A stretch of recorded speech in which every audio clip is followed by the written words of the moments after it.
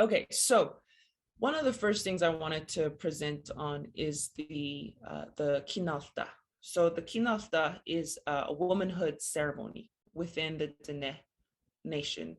And almost every single Indigenous community I've ever been to has a womanhood ceremony and a manhood ceremony. And we are also in the process of developing in a sensitive and responsible way a non-gender binary rite of passage as well. At least my nation is. So the kinalta is it's a gorgeous ceremony. It's 4 days long, and it happens after the woman gets her first menstruation, her first blood. So anywhere between the ages 10 to 14-ish, she'll have her first blood, and then the whole community will stop everything they're doing because they have to have the ceremony between the first and the second blood.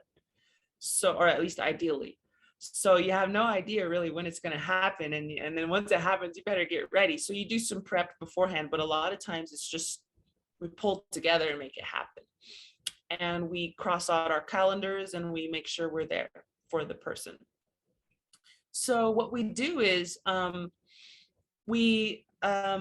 young woman, she's sort of the center of attention, but she has responsibilities. We're teaching her how to be a leader.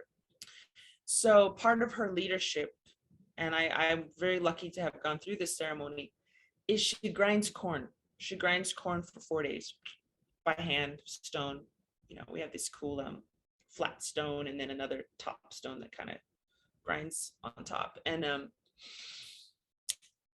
she'll do that for 4 days, and she'll create like a little mountain of cornmeal, ground up corn. And she will create this massive cake out of this corn. We call it afkan. And it's about this deep and about 4 feet wide. It's kind of a massive cake. And we bake it in the ground. We line the ground with corn husks, pour the corn water mixture in.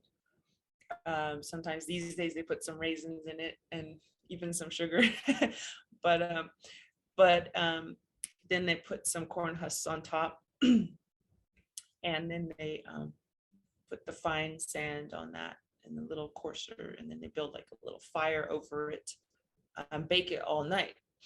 Now, during the night, the young woman will be having the prayers for her. So they'll stay up all night doing this important prayers for her. That's on the 4th day, and the 4th night rather. And then in the morning, she'll run to the east as far as she can, and she'll run back.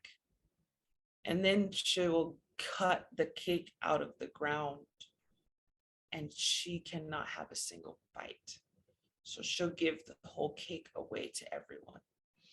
And so I find this to be like incredibly powerful technology, actually, because it's a social technology in which every single woman in the whole community learns that she has the power to feed a nation, and that part of being a woman is to be generous. Now there are the manhood ceremonies, like I heard of the Winnem and Wintu one. They will kill a deer or harvest a deer, and he will give it all away. Can't have a single bite. So this is a really common feature within our communities for both men and women, is they are trained to be givers. And so they teach them, okay, for the young man, it's when his voice starts to crack. And they're teaching him that his voice is, he's now has to speak good words for the people. And so his voice is part of his leadership, and to be very careful how that voice is used. and to know that that voice can build things and that voice can destroy things.